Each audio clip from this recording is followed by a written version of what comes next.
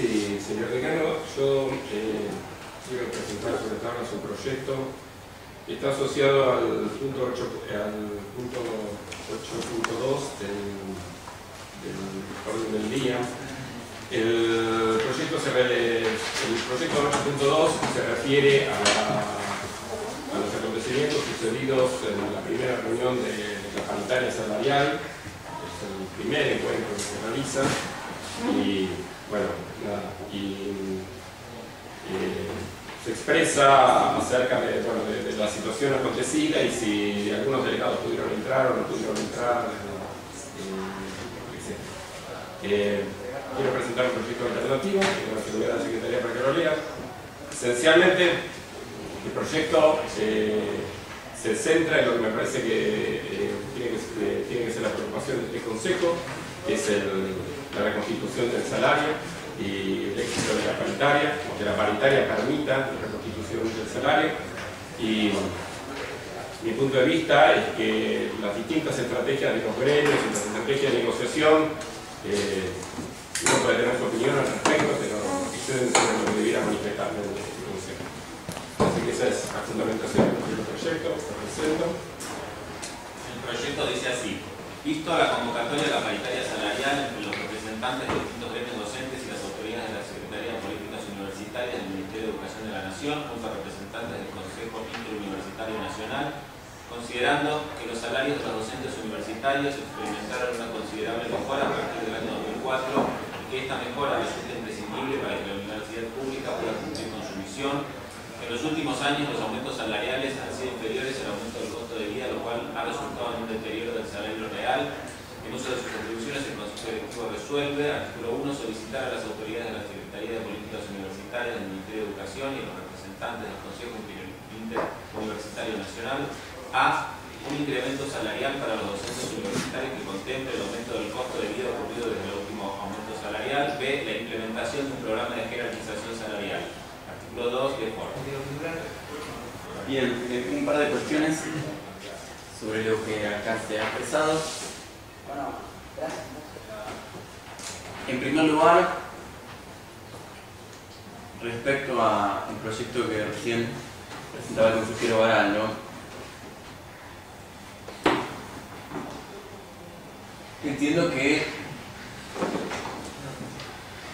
hay una voluntad clara de, digamos, separarse de lo que es la CONADO histórica y la denuncia que se ha hecho desde la GDU, de la CONADO histórica, de que se ha rechazado su participación en la paritaria nacional. Pero pienso que en esta intención se cae en un acto pérfido, porque no se trata de un problema de si este consejo, digamos, se declara solidario o no de la GDU, la histórica, sino que acá hubo un hecho que debe ser repudiado por cualquiera, y en particular por un docente, porque un sindicato reconocido que representa 80.000 docentes en todo el país fue arbitrariamente expulsado de su propia paritaria con el argumento de que estaba parando. Es decir, que sin ninguna duda se trata de una forma de parte del Gobierno Nacional, del Ministerio de Educación, de ir en contra del derecho de huelga, es un derecho constitucional. Entonces, el proyecto que estaba presentado, que está en el punto 8.1.2, no plantea que este Consejo Directivo debe declarar su solidaridad absoluta con la CONADO histórica. Simplemente denunciar, manifestar su preocupación frente a un hecho que debe ser rechazado. Que es que arbitrariamente el Ministerio de Educación deja a 80.000 docentes universitarios de todo el país fuera de la negociación salarial. Como decía, con el argumento del paro. Entonces, es decir, es un punto importante. Y digo esto porque, bueno, daba cuenta, una vez más, de las enormes divergencias que nos separan del consejero Baraldo y de la lista de profesores. que a tal punto llevan su obsecuencia y su seguidismo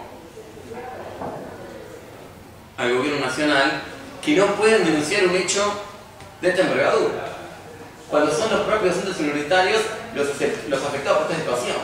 Y ustedes que dicen representar a los profesores, a los docentes de esta universidad, de esta facultad, frente a que la mayor parte de esta facultad, porque todos sabemos que la mayor parte de esta facultad, en la que la GDU, se quedan sin su representación en la paritaria docente, no pueden decir nada.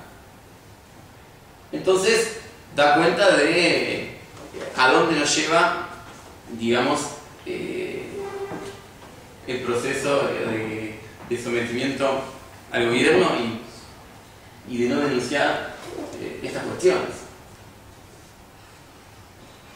Punto aparte merece el artículo 1, que, bueno, lo leí, no lo escuché, perdón, lo escuché, no lo leí, así que por ahí me equivoco en lo que repito, pero plantea algo así como que el aumento salarial debe contemplar el aumento del costo de vida desde el último momento. Cuando el propio proyecto, en su considerado, plantea que en los últimos aumentos, las últimas paritarias ya había aumentos por debajo de la inflación.